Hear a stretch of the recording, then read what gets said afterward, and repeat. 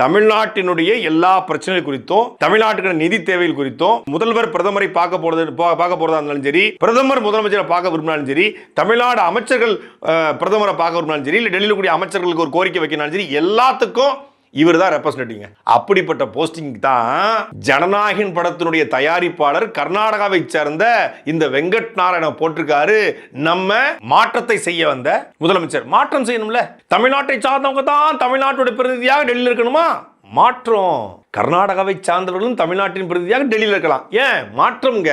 மாற்றம்னா அப்படிதான் இருக்கணும். தமிழ்நாட்டை சார்ந்தவர்கள் தமிழ்நாட்டின் சார்பாக டெல்லியோட பிரதிநிதியாக இருந்தாங்க. இதெல்லாம் வந்து சும்மா அது ஒரு நடைமுறை. அதை மாற்றணும். இப்படி சொரிகிறது அது சாதாரணம், இப்படி சொரிகிறது மாற்றம். வேட்டைக்காரன் படத்தில் அது கேஷுவல், இதுதான் ஸ்டண்ட்னு சொல்லி அவரோட ஃப்ரெண்டு ஸ்ரீநாத் சொல்லுவாப்ல, நான் எல்லாத்தையுமே வந்து ரொம்ப டிஃப்ரெண்டாக தான் பண்ணுவேன், இட்ஸ் டிஃப்ரெண்ட் அப்படிம்பார்ல, அது மாதிரி யூஸ்வல், இது கேஷுவல். தமிழ்நாட்டினுடைய பிரதிநிதி என்பவர் தமிழ்நாட்டை சார்ந்தவராக இருக்க வேண்டும் என்பது விதி, அடிப்படை. ஏன் தமிழ்நாட்டுடைய பிரதிநிதியா இருக்கு தமிழ்நாட்டில் தாவேகா கட்சியில் எவனுக்குமே தகுதி இல்லையா? தமிழ்நாட்டில் எவனுக்குமே தகுதி இல்லையா? ஏன்னா ஆட்சி நம்ம கையில் வந்துருச்சு, என்ன வேணாலும் ஆடி பார்த்துக்கலாம், எவன் நம்மளை கேட்க போறான்?